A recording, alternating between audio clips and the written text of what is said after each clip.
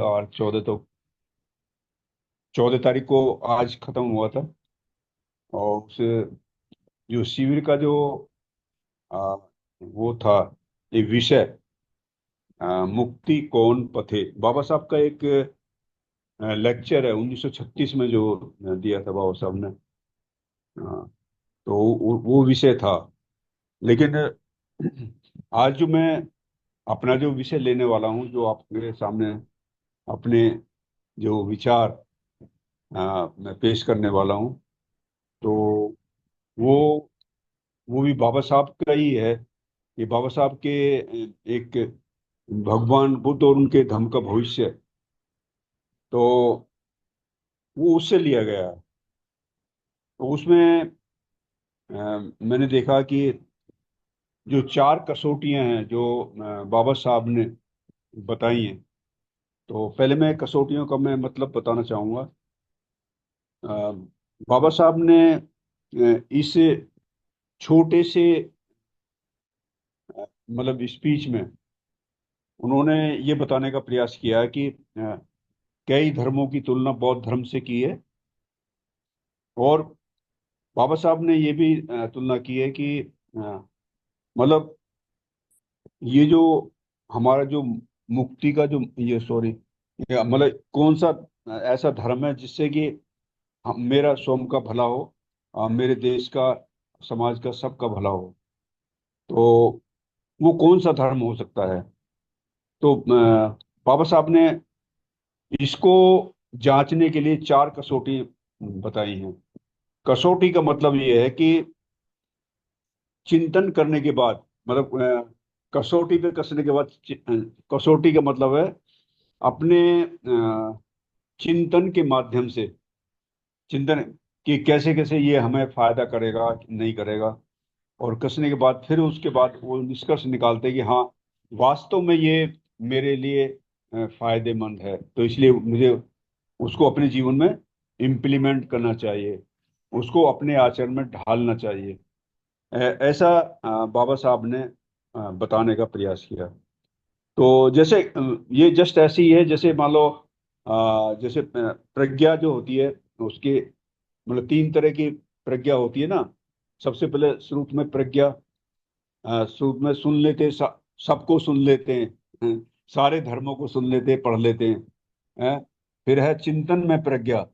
फिर क्या है चिंतन में, मतलब उसका विश्लेषण करते हैं हम, मतलब तरक्की कसौटी पर कसते हैं कि क्या ये चीज फायदेमंद है क्या नहीं। और जब हम ये देखते हैं कि हाँ वास्तव में ये चीज फायदेमंद है, तो तब उसको क्या करते हैं हम अपने जीवन में, अपने जीवन में इम्प्लीमेंट करते हैं अपने ऊपर। इम्प्लीमेंट का मतलब है कि उसको ढालते हैं, या अपने आप को उसके अनुसार ढालते हैं। जो भी सिद्धांत है या बुद्ध के जो भी शिक्षा है उसके अनुसार अपने आप को ढालते हैं, मतलब उस सिद्धांत के अनुसार या धम्म के अनुसार हम जीने का प्रयास करते हैं। उसको जीते हैं, उस सिद्धांत को जीते हैं। तो तब सही मायने में उसका हमें फायदा मिलता है। तो ये जो 4 कसौटियां हैं, वास्तव में बाबा साहब ऐसे वैसे ही किसी चीज को मानते नहीं थे।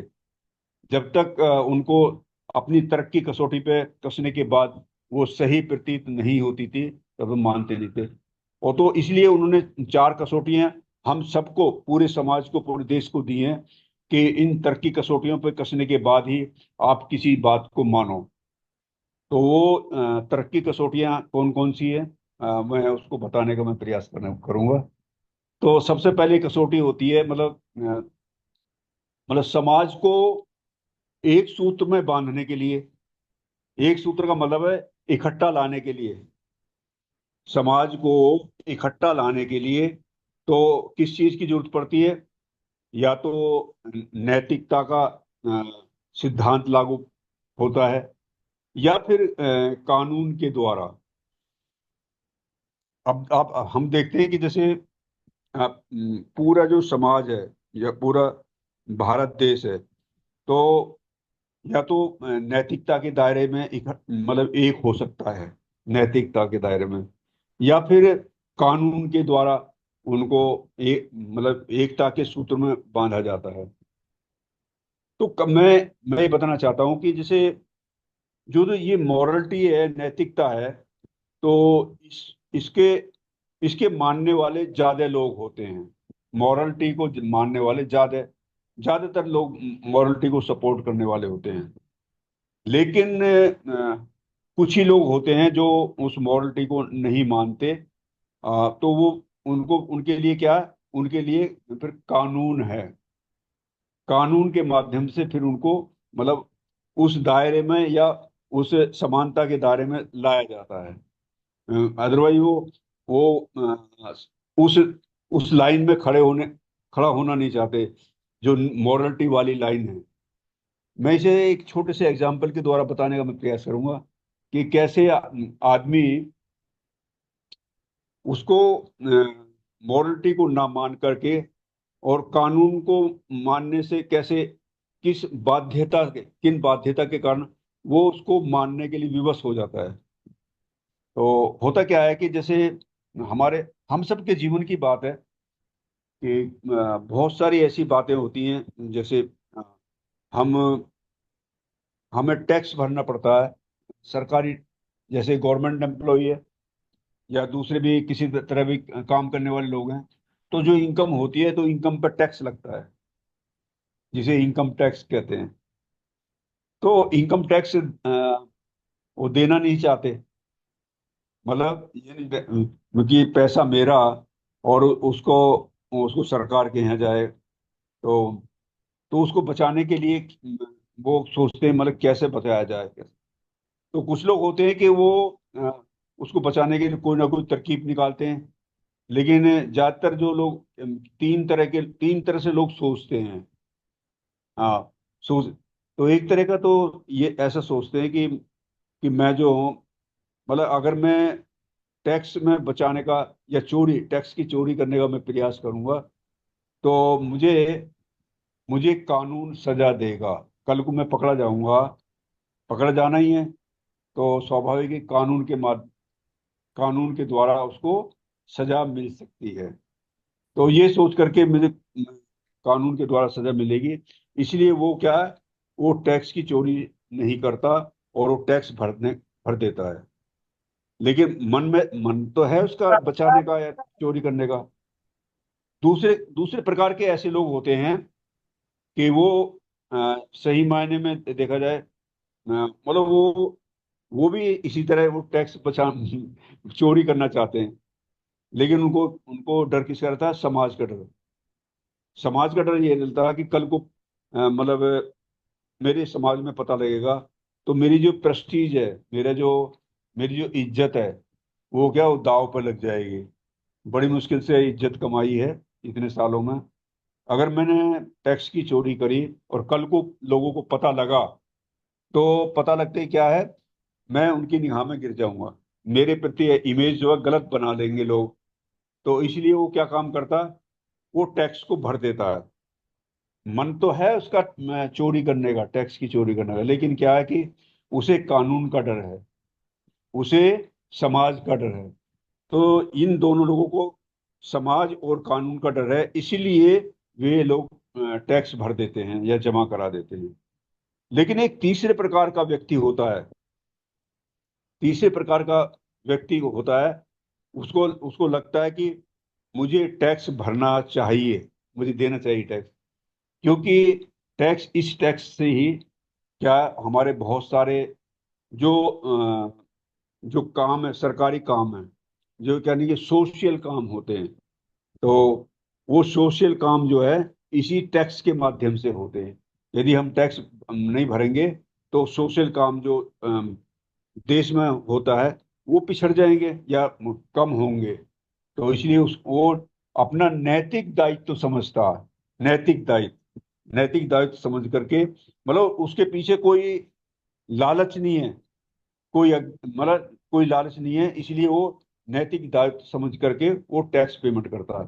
तो सही मायने में देखा जाए तो सही नैतिकता के आधार पर तीसरा जो व्यक्ति है, जो ये सोचता है कि मुझे टैक्स भरना ही चाहिए, तो वो सही मायने में नैतिकता का पालन कर रहा है। बाकी वो दोनों नैतिकता का पालन नहीं कर रहे, वो मजबूरी से टैक्स भर रहे हैं। तो मैं ये बताने का प्रयास कर रहा हूं कि ये जो मॉरलिटी है, मॉरलिटी एक ऐसा तत्व है कि जो हम सबको मतलब एक सूत्र में बांधने का प्रयास करता है। तो मॉरलिटी को मैं छोटा सा मैं एक एग्जांपल दूंगा। जैसे मान लो हमारा एक छोटा परिवार है, सबका छोटा परिवार होता है। अब प्रयास ये करते हैं कि सब एक एक सूत्र में चलें। तो ऐसा संभव नहीं है। कोई हमारे परिवार में भी बच्चों का अलग अलग स्वभाव होता है। कोई किसी स्वभाव का, कोई किसी स्वभाव का। आपने ये भी सुना होगा कि लोग कहते हैं कि बच्चा कहना मानता ही नहीं है। आजकल ये शिकायतें बहुत ज्यादा हो रही हैं कि बच्चे कहना नहीं मानते। तो बच्चा कहना नहीं मानता, अब बच्चा क्यों नहीं कहना मानता है? मतलब अगर मॉरलिटी से के हिसाब से देखा जाए तो आपको कैसे उसको उसको कैसे टीच करना है, या कैसे उसको उस सूत्र में लाना है कि वो आपकी बात मानने लगे। तो जनरली होता क्या है कि मतलब जैसे मान लो आजकल मोबाइल बहुत देखते हैं बच्चे। सभी हर एक घरों में देखते हैं, मोबाइल देख मानते ही नहीं है। गार्जियन कितने भी कहें, माता पिता कितने कहें, क्योंकि वो उनको नहीं, उनको इंटरेस्ट ऐसा, वो लेते ही हैं, देखते रहते हैं। लेकिन अब अब उसको कैसे मनाए कि वो मोबाइल, क्योंकि हमारी खुद की भी आदत ऐसी है। हमारी आदत खुद भी है, मोबाइल देखने की है। हम देखते रहते हैं, लिए घंटों देखते रहते हैं। तो इसलिए बच्चों को कैसे कहें? इसीलिए आ, बच्चे हमारा कहना माने, इसके लिए क्या है कि हमें सेक्रीफाइस करना पड़ेगा। हमें यह कहना चाहिए कि हमें बच्चे की जो मानसिक अवस्था होती है उस लेवल पर जाना पड़ेगा। तभी तो, अगर उस लेवल के हिसाब से आप उससे बात करोगे, बच्चे की मानसिकता के हिसाब से बात करोगे, तो निश्चित रूप से वो आपके कहने को मान भी सकता है। तो मैं ये बताना चाहता हूँ कि ये जो मॉरलिटी है, नैतिकता है, अगर इसका पालन यदि किया जाए, चाहे घर में हो बाहर हो, तो सभी को आप एक सूत्र में बांध सकते हो, एक सूत्र में ला सकते हो। तो ये मॉरलिटी का बहुत बड़ा, मतलब बहुत बड़ा वैल्यू है, बहुत बड़ी ताकत है। कि नैतिकता नैतिकता क्या होती है? नैतिकता एक ऐसा तत्व है कि इसके आवरण पे क्या है? हमारा लालच, द्वेष, अज्ञान लगा हुआ है। कहने का मतलब ये है कि जैसे जो हमारा जो मन होता है, हमारे मन पे जो छाप किसी पड़ी रहती है, लालच की पड़ी है, द्वेष की पड़ी है, अज्ञान की पड़ी है। तो जब ये जो तीनों जो जहर हैं, ये अज्ञान का जो जहर है, जब तक ये अपना हमारे मन से हटेगा नहीं, क्यों संस्कार के रूप में हमारे मन पे ये पड़ा हुआ है। तो ये अज्ञानता का जो संस्कार है, जब तक ये हटेगा नहीं, तब तक हम मॉरलिटी को पालन नहीं कर सकते। मॉरलिटी का जो आचरण में तभी आपके आएगा जब ये लालच, द्वेष, अज्ञान ये हमारे मन से हट जाएंगे। तो सबसे पहले हमें इनको हटाना है, लालच को हटाना है, द्वेष को हटाना है। लालच को हटा दोगे, द्वेष अपने आप ही हट जाएगा। क्योंकि लालच जो है वो द्वेष के साथ ही है। हाँ, मतलब अगर आपके अंदर किसी तरह का लालच नहीं है तो द्वेष नहीं आएगा। क्योंकि अगर वो आपकी इच्छा पूरी नहीं हो रही, या तो जब इच्छा पूरी नहीं हुई तभी आपको क्या, वो द्वेष आता है, गुस्सा आता है। अब मान लो आपके अंदर लालच खत्म कर लिया आपने। आपने आपने क्या काम किया कि जो वास्तव में देखा जाए, जो बुद्धिज्म का जो तत्व है, सब कुछ अनित्य है। अनित्यता को आत्मसात कर लिया। क्या, किसके पीछे पड़ा हुआ है? संसार, पूरा संसार अनित्य है, अनित्य है, अनात्म है। तो इसलिए जब हम उसको गहराई से इसका उसको इम्प्लीमेंट करते हैं अपने मन के ऊपर, तब सही मायने में ये लालच, द्वेष, अज्ञान का जो आवरण है वो हटेगा। और जैसे ही वो हटेगा तो जो सही तरीके से जो मॉरलिटी का जो तत्व है वो हमारे अंदर आ जाएगा। तो देखा जाए, मॉरलिटी की जो वैल्यू है वो समाज में, दुनिया में, सब जगह मॉरलिटी की वैल्यू है। मॉरलिटी की वैल्यू है तभी हम सुखी रह सकते हैं। मॉरलिटी की वैल्यू है तभी सही मायने में ये पूरा संसार सुखी बन सकता है, मॉरलिटी के कारण ही। तो ये मॉरलिटी मतलब ये देखना चाहिए कि जिस सिद्धांत को, जिस धर्म को हम पालन कर रहे हैं, क्या उसमें मॉरलिटी की वैल्यू है, क्या उसमें मॉरलिटी है, नैतिकता है। तो ये हमें आकलन करना है।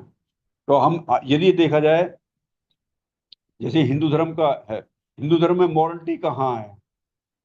हिंदू धर्म हो या मुस्लिम धर्म हो या सिख धर्म हो, ईसाई धर्म, मतलब इनमें इनमें क्या है? इसमें किसको वैल्यू दिया जाता है? या सबसे बड़ा जो स्थान किसको दिया गया? उसमें ईश्वर सत्ता है। ईश्वर एक ऐसी सत्ता है, उसके बिना पत्ता तक भी हिलता नहीं है। तो उसको वैल्यू किया जाता है, या कहना चाहिए उसको सभी धर्म मानते हैं। कोई ऐसी शक्ति है कि जो जिससे कि सारा संसार चलता है। लेकिन बौद्ध धर्म में ऐसा नहीं है। बौद्ध धर्म में जो स्थान बाकी धर्मों में ईश्वर को दिया गया है, यहाँ पर क्या, मॉरलिटी को, नैतिकता को स्थान दिया गया है। मतलब जब बुद्धिज्म में क्या, नैतिकता है, नैतिकता ही धर्म है। अगर बौद्ध धर्म में नैतिकता नहीं है तो बौद्ध धर्म ही नहीं है। मतलब बौद्ध धर्म का आधार ही नैतिकता है, बौद्ध धर्म का आधार ही मॉरलिटी है। तो कितनी कितनी बड़ी बात है, मतलब बौद्ध धर्म की ये मॉरलिटी वाली। अगर मॉरलिटी का गुण यदि हमारे अंदर आ जाएगा तो मतलब कितना बड़ा चेंज हो सकता है आदमी के अंदर, बहुत बड़ा चेंज होगा। इसको मतलब क्या क्या वो फायदे होने वाले हैं वो मैं बाद में डिस्कशन करूंगा। तो मैं इसके इसके बाद जो सेकंड, जो दूसरा जो कसौटी है, फिर मैं उसको लेने का मैं प्रयास करूंगा। दूसरी कसौटी क्या है जो बाबा साहब ने बताई है? वास्तव में बाबा साहब बहुत ही यूनिक पर्सनैलिटी थे, बहुत ही यूनिक पर्सनैलिटी। उन्होंने हर चीज को बड़े उसके आधार पर, मतलब कहते ना उसमें अपने काफी चिंतन करके, काफी कसौटी, मतलब तत्व कसौटी पे कसने के बाद तब आपको दिया है सारा कुछ। तो दूसरी कसौटी क्या है? वैज्ञानिक आधार होना चाहिए। धर्म का क्या, वैज्ञानिक आधार होना चाहिए। अब हम अब ये वैज्ञानिक आधार है क्या?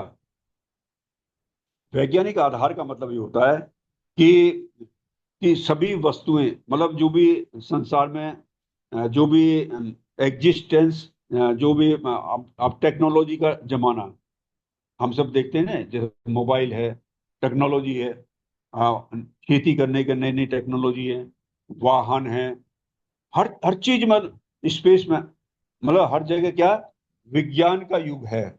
आजकल क्या, विज्ञान का युग है। तो विज्ञान विज्ञान किसके आधार पे, मतलब वो क्या है, कुछ तत्वों के आधार पे काम करता है। जैसे इस संसार की जो रचना कैसे हुई है? संसार की जो रचना हुई है, चार मूलभूत तत्व होते हैं। जैसे सबसे पहले पृथ्वी है, जल है, अग्नि है, वायु है। पृथ्वी, जल, अग्नि, वायु, तो ये चार महान तत्व है जिससे ये पूरा संसार का निर्माण हुआ है। तो ये और किसी से निर्माण। और दूसरी बात ये है कि ये जो चार महान तत्व हैं, मतलब एक सिंगल तत्व से किसी भी चीज का निर्माण हो नहीं सकता। यह कहना चाहिए, सिंगल तत्व से कोई भी वस्तु एग्जिस्ट नहीं कर सकती। या कहना चाहिए, उसका जो अस्तित्व है, वस्तुओं का जो अस्तित्व है, जीवों का जो अस्तित्व है, वो सिंगल तत्व से नहीं रह सकता। सब में चार तत्व मिलेंगे आपको। तो कहने का मतलब ये कि सभी ये क्या, ये वैज्ञानिक आधार है। विज्ञान और ज्ञान में ये डिफरेंस होता है। विज्ञान जो होता है, ये भौतिक वस्तुओं का विश्लेषण करना पड़ता है जो संसार में दिखाई दे रही है। ये चीज कैसे अस्तित्व में आई, ये इसका निर्माण कैसे हुआ, या नई नई चीजें कैसे बनाई जा सकती हैं। ये कहते हैं ना, आवश्यकता जो है आविष्कार की जननी होती है। आवश्यकता आविष्कार की जननी होती है। तो नए नए आविष्कार होते हैं। ये विज्ञान में नए नए आविष्कार होते हैं कि कैसे। अब यहीं पर बैठे बैठे, अब देखो ना, ऑनलाइन हम क्लास ले रहे हैं। ऑनलाइन क्लास, भारत के कोने कोने से लोग जुड़े हुए हैं। हम एक दूसरे को देख रहे हैं, हम एक दूसरे की बात को सुन रहे हैं। तो ये क्या, ये विज्ञान विज्ञान ही तो है। तो विज्ञान के आधार पर, ना कि ढकोसलेबाजी अंधविश्वास के आधार पर होना चाहिए। अंधविश्वास क्या होता है? अंधविश्वास, हम देखते हैं ना, मतलब जैसे बहुत से, अभी नवरात्रि गए। नवरात्रि के सब जानते हैं। कभी जो महिलाएं पति के लिए व्रत रखती हैं, करवा चौथ का व्रत रखती हैं। तो बहुत सारे ये ऐसे आडंबरवाद हैं, ढकोसले हैं, जिनका वैज्ञानिक आधार से कोसों दूर कोई वास्ता नहीं है। वैज्ञानिक आधार नहीं है इनका। केवल क्या, अंधविश्वास है। अंधविश्वास के कारण ये सब कुछ चल रहा है। ये सब जानते हैं, मतलब ये धर्म वाले भी ये जानते हैं कि हाँ ये अंधविश्वास है। तो इसको लोगों को मतलब अपनी तरफ झुकाने के लिए ये नए नए एक्सपेरिमेंट करते रहते हैं। हमारा समाज है, ये गरीब तबका जो समाज है, ये क्या बेचारा अ, थोड़े से लालच में बहक जाता है। अभी क्या जगह जगह क्या करते हैं ये, हम कि ये हमारा हमारा पालन ना बदले या दूसरे धर्म को ना अपनाएं। वो क्या काम करते हैं, जैसे कभी हनुमान जयंती आएगी तो क्या, जगह जगह भंडारे लगा देंगे। हैं, हनुमान जयंती में भंडारे आपने देखा होगा। कभी कोई देवी माँ के कोई वो लगा देंगे जगह जगह, भंडारे उनके नाम से लगा देंगे। कभी वैष्णो देवी के नाम से वो क्या है, घूमने जाएंगे। तो वहां पर सच्चाई नाम की कोई चीज होती नहीं है, कोई सच्चाई नहीं है। लेकिन क्या है कि लोग इस उसको ज्यादा हेल्प करते हैं। मैं एक एग्जांपल देना चाहता हूँ कि मान लो, आडंबरवाद की बात बता रहा हूँ। मान लो आप जो है अपनी कॉलोनी में आप बुद्धिस्ट हैं, आसपास के लोग भी जानते हैं कि हाँ आप बुद्धिस्ट हैं, बाबा साहब को मानते हैं। तो आप सामान्य जाति में जाइए और केवल इतना कहिए कि मैं जो है अ, हनुमान जी का मंदिर बनाना चाहता हूँ, शिव जी का मंदिर बनाना चाहता हूँ। तो वो लोग आपको बहुत कोऑपरेट करेंगे, हाँ हाँ बनाओ ठीक है, हम भी देंगे, दान देंगे। लेकिन यदि आपने कहा नहीं नहीं, मैं बाबा साहब की यहाँ पर मूर्ति लगाना चाहता हूँ, भगवान बुद्ध के प्रचार प्रसार के लिए भगवान बुद्ध की मूर्ति बनवाना चाहते हैं, बौद्ध विहार बनवाना चाहते हैं, तो बौद्ध विहार के लिए कोई आपको वो दान देने वाले नहीं है। नहीं नहीं देंगे इतना, इतना खुल के समर्थन करने, क्योंकि बौद्ध धर्म जो है आपकी आंखें खोलता है। बौद्ध धर्म का मतलब है, बौद्ध धर्म आपके मन को सुसंस्कृत करता है। सुसंस्कृत का मतलब बहुत बड़ी आजादी देता है, गुलामी से मुक्त करता है आपको। बाकी धर्म क्या, बाकी धर्म आपके मन को गुलाम बनाते हैं, लेकिन बौद्ध धर्म ऐसा नहीं है। बौद्ध धर्म आपको आजादी देता है, बहुत बड़ी आजादी देता है। बौद्ध धर्म आपको समानता का अधिकार देता है। बौद्ध धर्म आपको जो है भ्रातृत्व का अधिकार देता है। बौद्ध धर्म आपको न्याय देता है। तो ये सारी चीजें जो हैं बौद्ध धर्म में, मैंने बताया ना, नैतिकता इसका आधार है बौद्ध धर्म में। बाकी में नैतिकता आधार नहीं है। मैं ये बताना चाहता हूँ कि जो मैं एक दिन चिंतन कर रहा था हिंदू धर्म के बारे में। अ, मैं बुराई नहीं कर रहा, मतलब हम सबका भला चाहते हैं। हिंदू, जो हिंदू भाई बहनें हैं, हम उनका भी, वो भी बेचारे हमारे अपने भाई बहन हैं, हम उनका भी भला चाहते हैं। तो देखिए, उसका जो आधार है, हिंदू धर्म का जो आधार है, वो अज्ञानता है। अज्ञानता पर टिका है। जिस दिन भी जिस दिन भी ये सारा समाज, पूरा भारत मतलब ज्ञानी बन गया या वैज्ञानिक आधार पर चलना शुरू कर गया, या सबने विज्ञान को पढ़ लिया, या सबने बौद्ध धर्म को पढ़ लिया, या बाबा साहब को पढ़ लिया, उसी दिन क्या, हिंदू धर्म क्या, हिंदू धर्म का पंचर हो जाएगा, या कह लीजिए वो धराशायी हो जाएगा। नाम निशान मिट जाएगा हिंदू धर्म का, बता रहा हूं मैं आपको। जिस दिन भी सबने हिंदू धर्म के बारे में ढकोसलेबाजी या इसके पीछे का जो अंधविश्वास है या अज्ञानता को इसको समझ लिया, तो उसी दिन ही क्या है, ये खत्म हो जाएगा। इसका इसका आधार, इसकी सांसें कहाँ अटकी हैं? अज्ञानता में अटकी हैं। हम अज्ञानी हैं, इसलिए वो हम पे मतलब शासन कर रहे हैं। वो हम अज्ञानी हैं, हमारे अंदर ज्ञान की कमी है, इसलिए तो वो ज्ञानवान ज्ञानी ज्ञानी नहीं है वे। हम अज्ञानी हैं, इसलिए वो ज्ञानी है। आप ये समझ लीजिए थोड़ी सी बात में। तो कहने का मतलब ये कि धर्म कैसा होना चाहिए?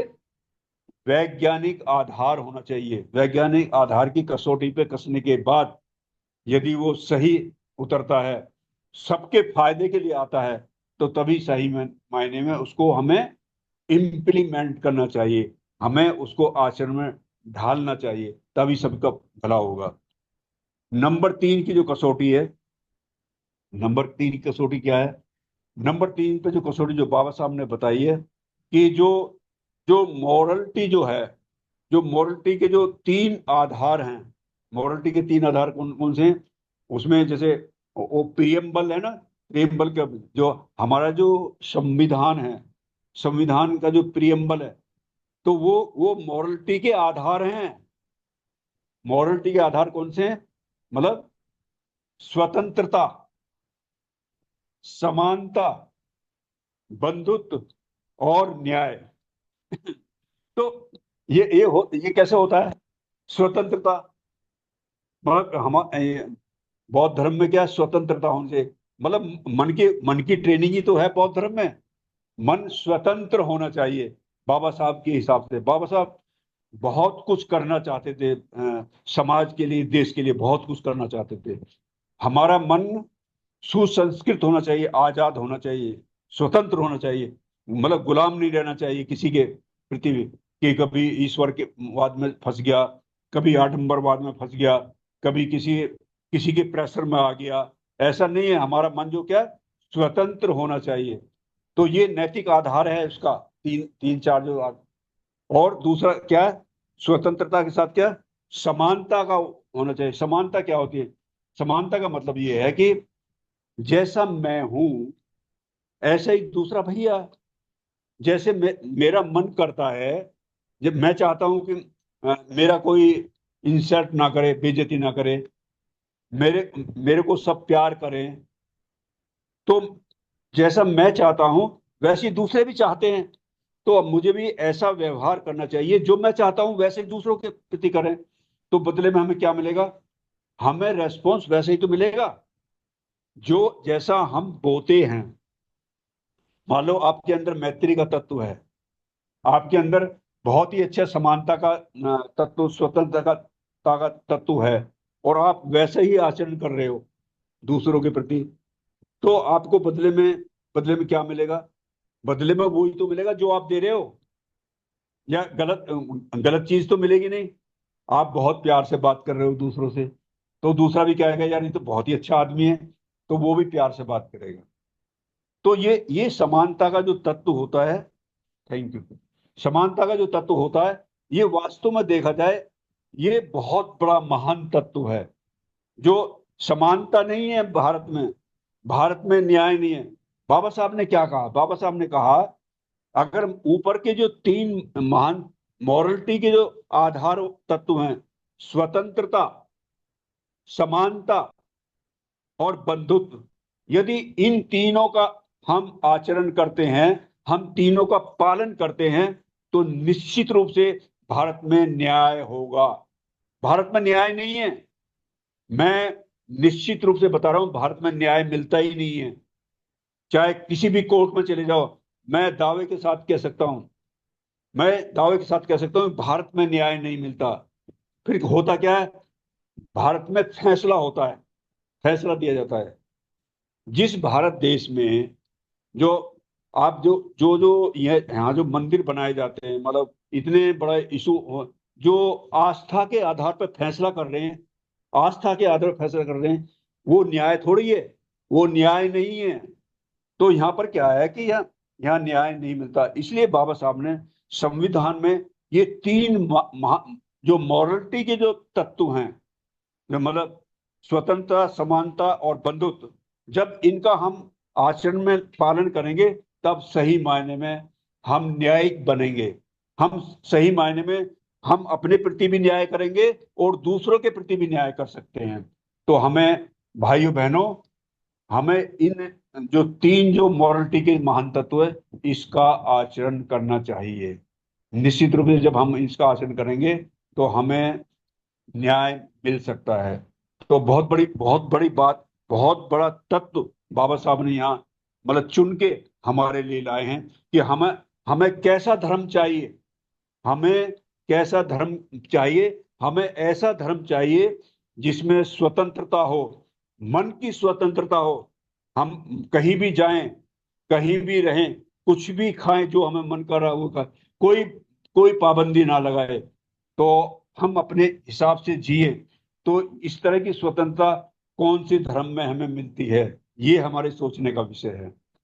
इसके बाद जो लास्ट की जो कसौटी है, अंतिम कसौटी, अंतिम कसौटी क्या जो बाबा साहब ने दिए, भाइयों बहनों, बहुत ही ध्यानपूर्वक सुनने की बात है।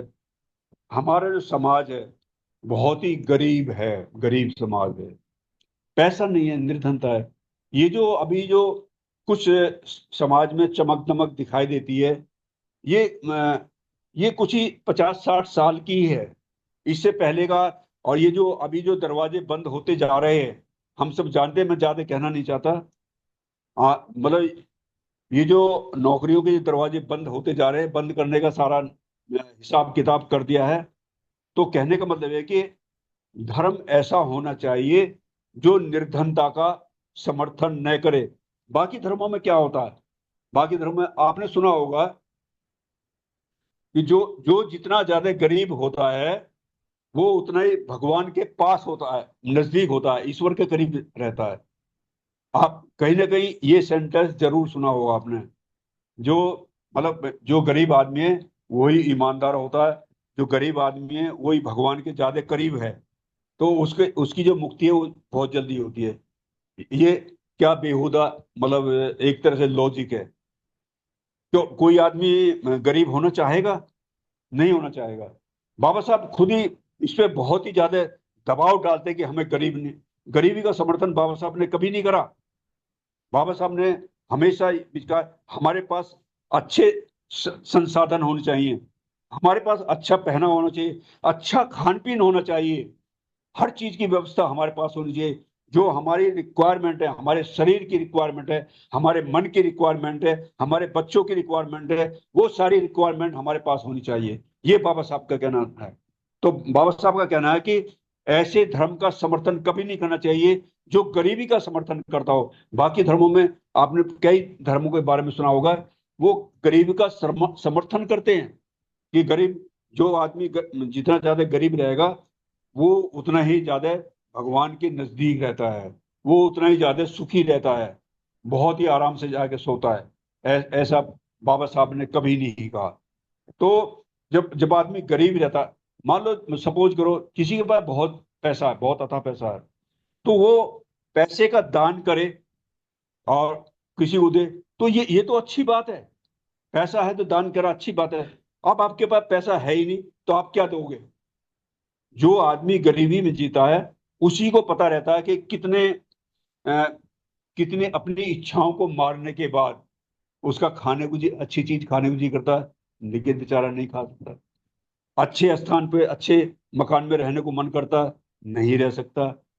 अच्छे कपड़े पहनने को जी करता है, नहीं रह सकता।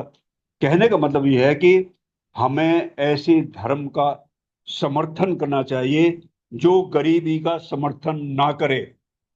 तो बाबा साहब ने ये जो चार कसौटियां हैं हमारे सामने रखी हैं। अब चॉइस हम सबकी है कि हमें कौन सा रास्ता चुनना है। हमें इन चार कसौटियों पे कसने के बाद जो सही लगता है। अब आप ये देख सकते हैं, जैसे बाबा साहब ने, जैसे हिंदू धर्म है, मुसलमान धर्म है, ईसाई धर्म है और बौद्ध धर्म है। तो उन्होंने देखा कि कोई कोई धर्म ऐसा है, कोई एक कसौटी को पूरा करेगा, कोई कोई धर्म ऐसा है कि दो कसौटी पे आपका खरा उतर सकता है, लेकिन चारों कसौटी पे कोई सा भी धर्म खरा उतरता नहीं है। लेकिन एक धर्म ऐसा है जो आपके चारों कसौटी पे खरा उतरता है। तो बाबा साहब ने बताया कि वो कौन सा धर्म है। वो है बौद्ध धर्म। बौद्ध धर्म ही है जो चारों कसौटियों पे खरा उतरता है। इसलिए बाबा साहब ने कहा कि हमें बौद्ध धर्म को मानना चाहिए। तो मेरे पास अभी समय नहीं है कि मैं, जिसे कि उसको, बौद्ध धर्म के कुछ फायदे